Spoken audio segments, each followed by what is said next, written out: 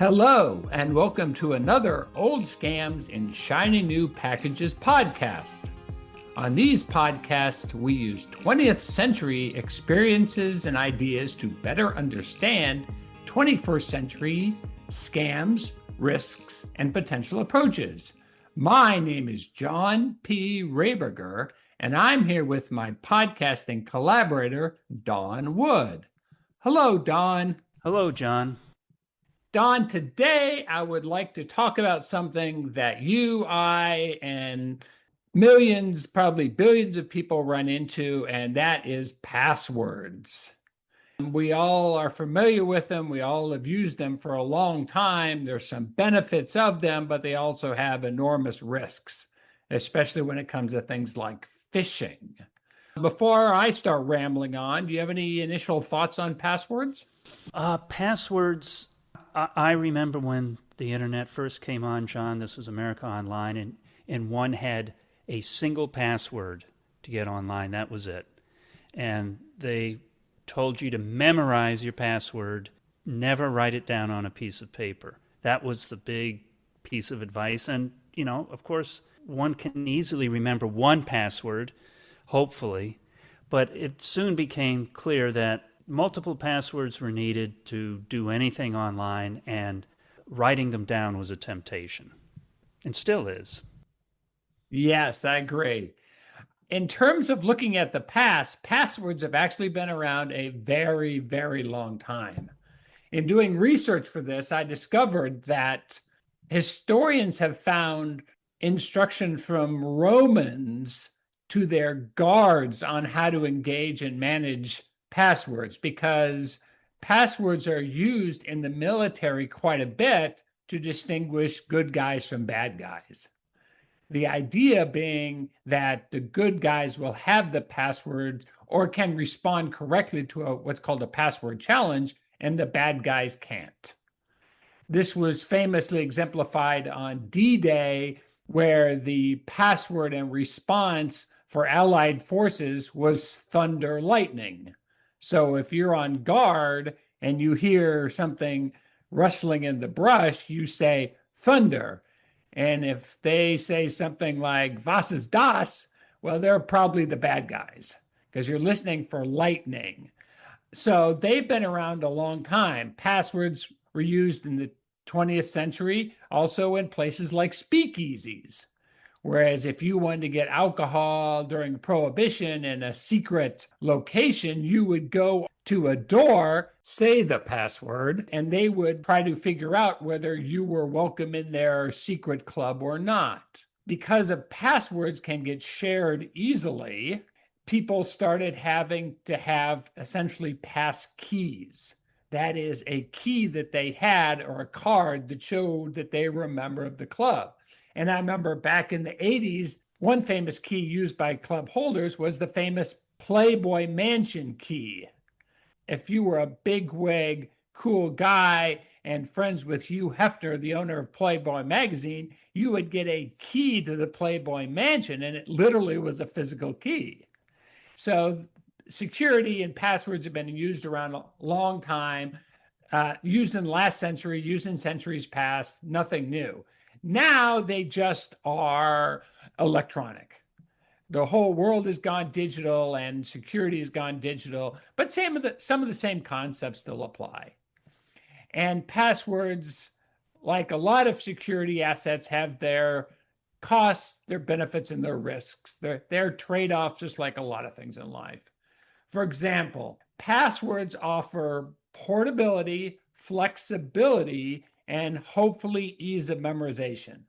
And as you mentioned, when the web was first being discovered by people, it was attractive to have different passwords because you could go onto various systems relatively easy and safely because only you knew the password and other people did not. Now, that required you to either keep it in a super secret place or keep it in your head and have a really good memory or things like that.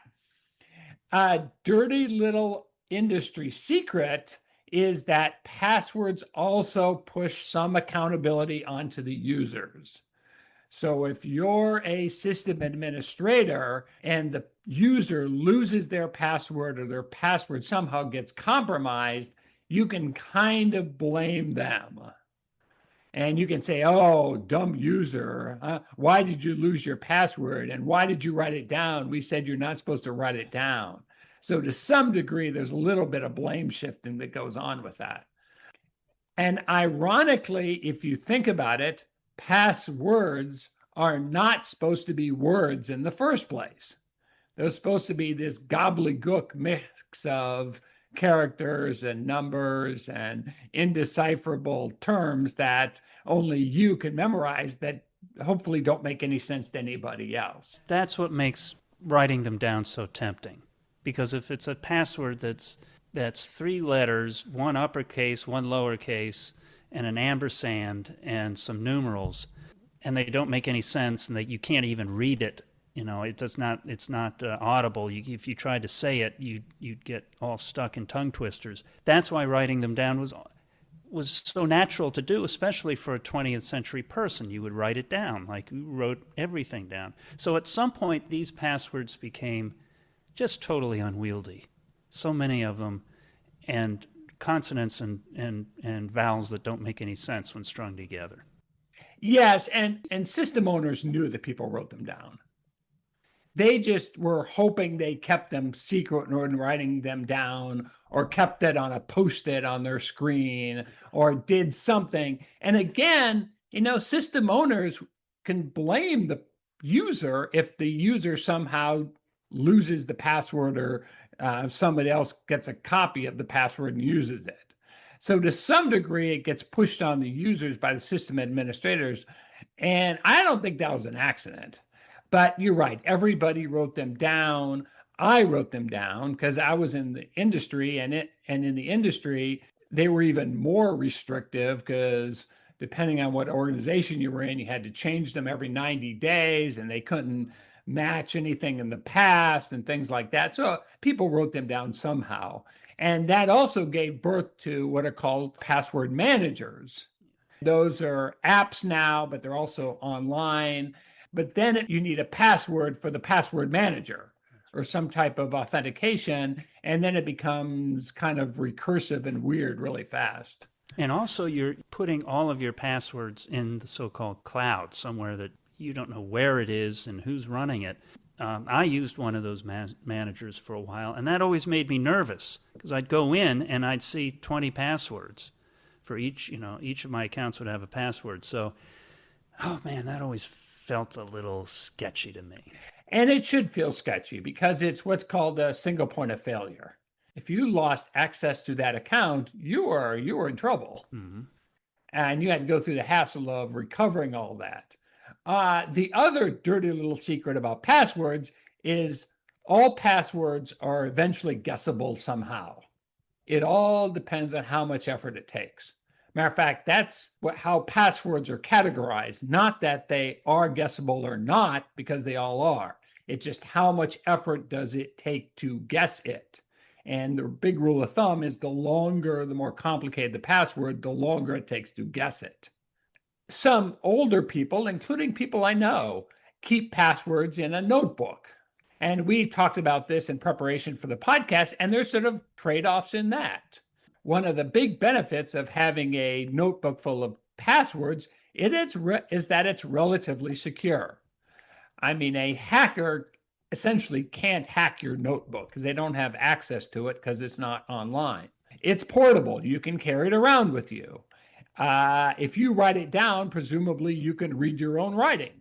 So there's benefits to that. Now there's downsides. If you have a house fire and you lose all documents and you lose your notebook full of passwords, you might be in a world of hurt. Also, if people can get off access to the location of this and they want to mess with you, they can read the passwords in your notebook also and maybe get access to the system. So it's not perfect. It's about trade-off. By far, the biggest password manager out there is the Chrome browser because it allows you to save your passwords in Chrome. And a lot of people do. Chrome is the most popular web browser out there, and a lot of people do save their passwords in Chrome, including me. because it's so convenient. I can use Chrome browser. It syncs on my tablet, my laptop, and my phone. So it's super portable. I more or less trust the Google security system because the years I've used it. But before we talk about passkeys, any comments or? Yeah, generally speaking, I feel the simpler the better. So passwords written down in a notebook are easily shareable if one becomes incapable of reaching the computer or doing anything on the computer if you're ill or sick. A trusted person can take that notebook and easily manage your affairs on the computer. With a browser keeping your passwords secure, or later we'll get to a new technology, passkeys, it seems to me that that's a little bit more difficult. It is, but it's the same if the surrogate person has access to the person's computer. So, for example, if I have an older parent who has a notebook full of passwords and they're moving to password management on their computer, I would also want access to their computer itself. Because once you get access to the computer itself, then you can get access to at least using some of their passwords on their computer. In other words, if you know the password to the computer, then presumably you've got access to their accounts through the password that's saved on the Chrome browser.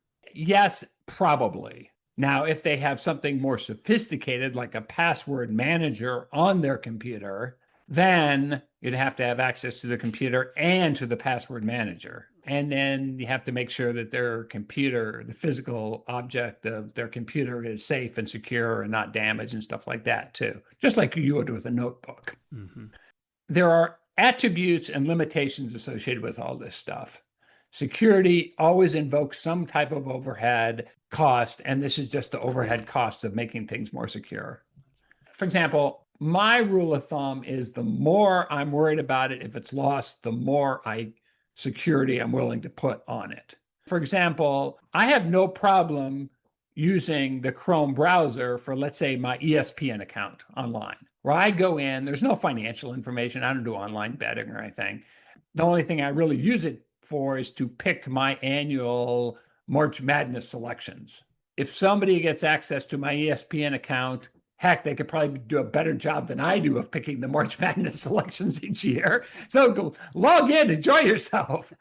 So I'm okay with using my Chrome browser for that. Now, my bank account, I care a lot more if people get access to that. So I have more security layers on top of that, including passkeys. And we'll talk about passkeys in just a second here. So that's sort of my rule of thumb. That's why you have to use different tools for different things with different kind of layers of security. And a password is just one of those layers. Okay, now after passwords, there's been a relatively new creation called a passkey. Now, as background, there are three types of what's called authentication. That is, there's three ways of you showing to someone else, like a company, like your bank, that you are who you say you are. And one of those ways is something you know, like a password. Another one of those ways is something you have, like a debit card, a key, or a credit card. And the third way is something that you are, like a fingerprint or retinal scan. So basically, passkeys are software things that you typically use as an additional layer on top of passwords. Now, passkeys have to be managed and created by whatever company you're dealing with. Some companies have been moving toward passkeys and some have not. But passkeys, on balance, are more secure because, for example, the biggest threat to a lot of people is phishing. That is, people sending you a spoofed or a fake login account to your bank and asking you to put in your credentials. And oh my God, your bank account is going to be emptied out. Log in right away. And what they're doing is they're stealing your account information. If you have a passkey for that account, and they send you something, you know it's fake because you would normally use your pass key and they're not using the pass key because they're fake. So that's a big attraction for a lot of people. The other thing is that it's a lot faster. Typically, putting in a password manually takes at least a few seconds. People maybe make mistakes, they mistype something. A pass key, it typically, if you authenticate on your device like a laptop or your phone, a pass key happens really fast. And the last thing is you basically don't have to remember. Once you put that password in and are authenticated by the company and you have a pass key, you basically don't have to remember the password anymore. You should keep it, but you can kind of turn off that part of your brain because a pass key works most of the time in conjunction with the password to make it a lot more secure. So I have a MacBook, and somehow slowly I think passkeys came to me, and what I do now most of the time is use my index finger print on a little pad that's on the upper right hand corner of the keyboard. When I'm at a website and I put my finger there, it happens so fast I have to remember now how it works. I put my finger there and the password magically fills in to that website. Sometimes I have to put in the password to my computer, but the same thing will happen. The password fills into the website, and then I just move on. So I don't see the password. It's a bunch of dots. It's hidden, but I see that it's been filled in. Yes, that's your Mac is becoming your password manager.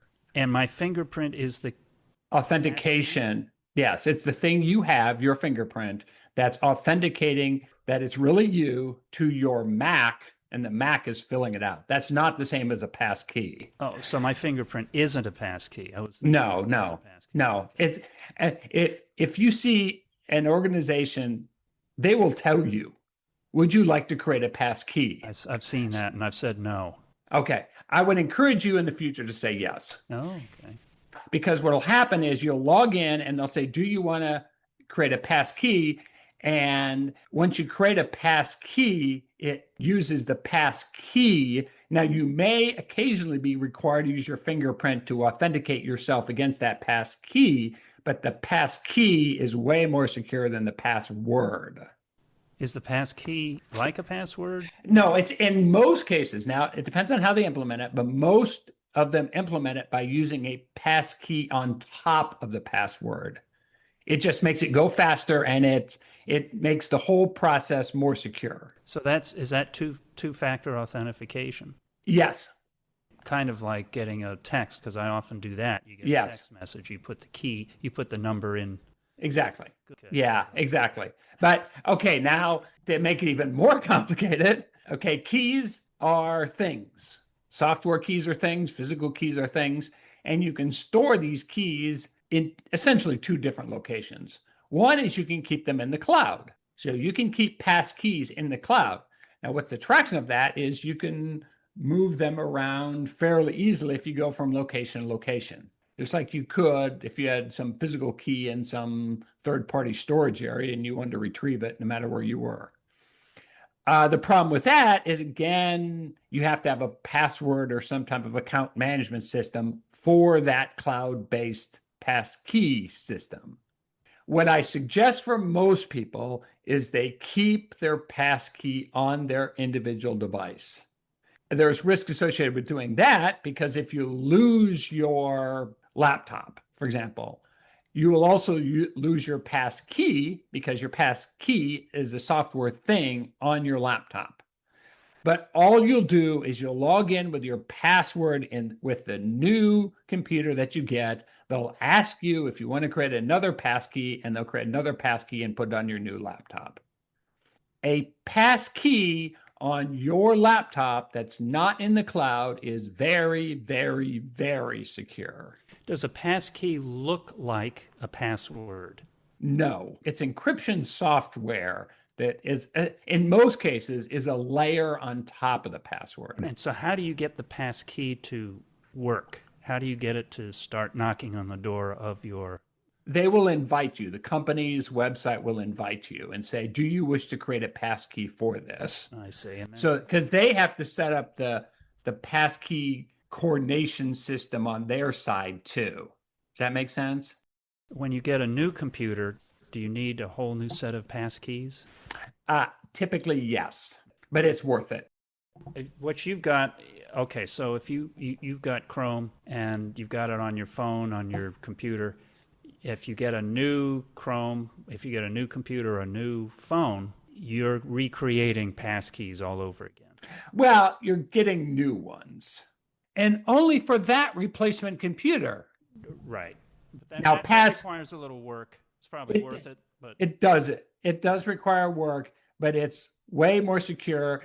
And that's why typically it's only used by banks, financial institutions, super important stuff, not ESPN to pick your annual March Madness selection. So it becomes an additional layer of security, but it is attractive because it's very secure. It's very hard to hack.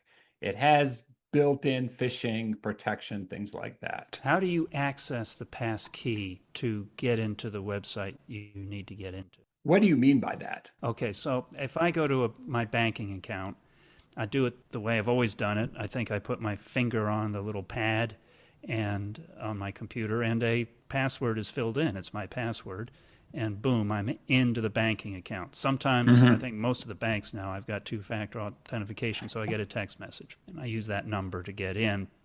That to me is the password plus two-factor authentication. I'm very comfortable with it. I know how it works. Where does the passkey fit into that routine? Yeah, sure. What'll happen is when you put your fingerprint down, a handshake will go on in background between the server and your browser with the passkey embedded in it. The passkey is the software on that handshake on your computer that talks to the server computer run by the company. So it's just as transparent. It's just you won't have to have a code sent to your phone because it's the second half of two-factor authentication. Ah, got it. Okay. And it's very fast because it's all software based. It's very fast. So the company will install some kind of little passkey on your device. They will say yes, exactly. Initially as part of the setup. That's why you're asking. You say yes, and then they send you one, and they know how the whole thing works, and they set it up. So one half of the handshake is on your computer, and one half of the handshake is on their computer. And next time you put a fingerprint in or whatever authentication mechanism they have set up, then the software happens if it's on your device. So I could dispense with the fingerprint if I had the passkey. It depends on how the company has it set up to authenticate you against your own computer. And in many cases, that'll probably work. I mean, if they accept that if you log in with a password into your own computer and they're cool with that, then you can dispense with the fingerprint. I recommend using the fingerprint anyway. It's more secure and it's relatively convenient for a lot of people if they have that ability. And it's also relatively difficult to hack. So if I did the fingerprint as well as the passkey, that's pretty secure. That's very, very secure. Until quantum computing comes and unravels all of this putting together. Well, I know. The future giveth and the future taketh away. You know what I mean? So anyway, bottom line is if you're offered a passkey, in almost all cases, I would suggest using it and keeping it on your local device. And again, with the passkey, it's shareable with other people. If they have access to your device. Your computer. Yes, exactly. And so under what I've got, which is the fingerprint, that actually might be a problem for someone if I needed help on my computer, if I needed someone to use it to do things. It might be depending on if you have a plan B, like a PIN code access to your computer. Most devices have a plan A and a plan B and a plan C and sometimes a plan D. So if your fingerprint doesn't work because you have smudgy fingerprints because you've been finger painting or God knows whatever, then they'll ask you to put in a PIN. And if that doesn't work, then you have to send a message, and then they'll authenticate you on an email somewhere, something like that. So if you have some kind of plan B, then you're probably okay. As long as somebody can access the plan B, which is probably a PIN on your computer. Does that make sense? Oh, I wish it were 1975. Write checks in the mail, but okay. There were hassles back then. Check kiting, stuff like Yes, that. of course. Mail Check delivery and people forgeries, going that's postal and yeah. So anyway, I mean, this podcast is kind of a good news scenario in that there's new technology out there broadly available that makes it more secure for most people. And more companies are rolling out passkeys, and there'll be hacks about it and problems in the future. But for right now, the good guys are a little bit ahead of the bad guys regarding all this, especially regarding the biggest risk, which is phishing. Right, which is where you get people asking you for your password or your information. Exactly. They can go ahead, and they seem very, very authoritative. I know. Right, exactly. So any other questions? I like the idea of passwords. As you said, they go back thousands of years, of course, and I had a occasion to have access to my parents' passwords when they were passed along, literally passed away, and I still have them. They printed them out, they put them on paper, and one thing I discovered with those passwords, now we're talking 20 years ago, is I kind of got a glimpse into what was important to them. The passwords would be a place name and a date. Like, I don't know, West Point, 1974, or little church around the corner, 1956, things like that. That's cute. Yes, and I could piece together a little bit about them and their lives, and especially what they felt was important. These were passwords that they would instantly recognize, the names and the numbers, the dates mostly, names and dates. In one case, my father invented a word, which I thought was a pretty cute word. So you see some imagination here. You see something that made them tick.